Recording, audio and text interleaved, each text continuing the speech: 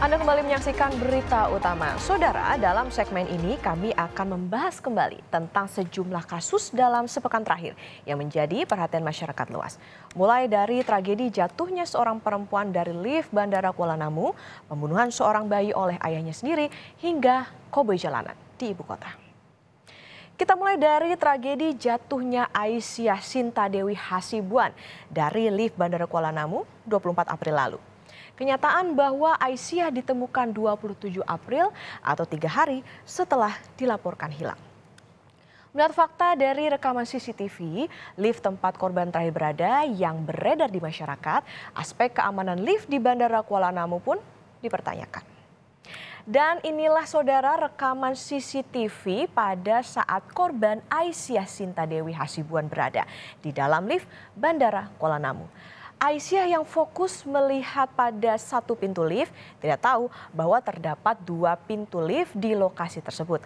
Aisyah tidak melihat jika pintu lift di belakangnya terbuka dan tak lama kemudian pintu di depan Aisyah juga terbuka. Namun ternyata tidak berhenti di lantai yang tepat sehingga ia pun terjatuh. Dalam rekaman CCTV ini terlihat ketika korban berupaya menelpon dan mengabarkan keadaannya pada sang keponakan.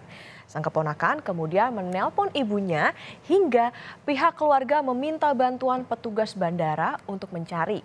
Keluarga juga sempat meminta rekaman CCTV khususnya di area lift, tetapi sulit mendapatkannya. Sementara itu pihak bandara mengaku saat pengecekan CCTV sempat terjadi kendala pada CCTV di area lift.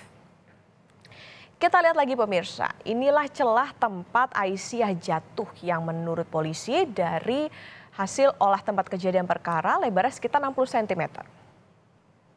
Pada saat pukul 20.15 malam, 20.15 jam 8.15 malam, tanggal 24. Ya. Nah, kemudian langsung hubungi petugas langsung security bandara. Oke, terus? Nah, kemudian petugas security bandara kan kami sampaikan bahwasanya kami ingin melihat CCTV yang ada memantau lift. Ya. Nah, ternyata nggak direspon. Jadi pada saat itu sudah minta ke petugas bandara untuk melihat CCTV. Sudah. Yang minta siapa? Yang minta kakak langsung. Oke, terus nggak dikasih? Nggak dikasih dengan alasan prosedurnya banyak segala macam ya sudah.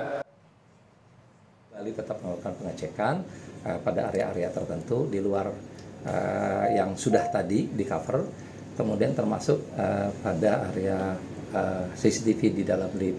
Namun pada saat pengecekan itu sebelum memasuki jeda waktu yang kejadian yaitu sekitar pukul 20.35, nah 20 berapa itu agak goyang dan tidak jelas dan ada semacam ada terang bagian ini. Nah, informasi dari pihak petugas seperti itu, sehingga proses pemantauan beralih kepada area yang lainnya. Nah, inilah saudara celah tempat Aisyah terjatuh yang tadi sempat kami sebutkan yang lebarnya sekitar 60 cm. Sebenarnya cukup lebar ya jika Ombudsman RI perwakilan Sumatera Utara yang melakukan inspeksi mendadak ke lokasi pun menduga adanya kelalaian dalam perawatan sarana dan prasarana bandara, terutama di lift. Menindaklanjuti kasus ini, keluarga korban Aisyah Sinta Dewi Hasibuan melaporkan 6 perusahaan yang diduga bertanggung jawab atas peristiwa jatuhnya korban dari lift Bandara Kuala Namu ke Barreskrim Polri. 6 perusahaan itu dilaporkan atas dugaan kelalaian dan kealpaan. Perusahaan yang kami laporkan yang pertama adalah PT Angkasa Pura II, PT Angkasa Pura II, PT Angkasa Pura Solusi, PT Angkasa Pura Aviasi, GMR Airports, GMR Consortium, dan Airports de Paris. Dan buntut dari kasus ini, 5 orang personel Bandara Kuala Namu pun dinonaktifkan.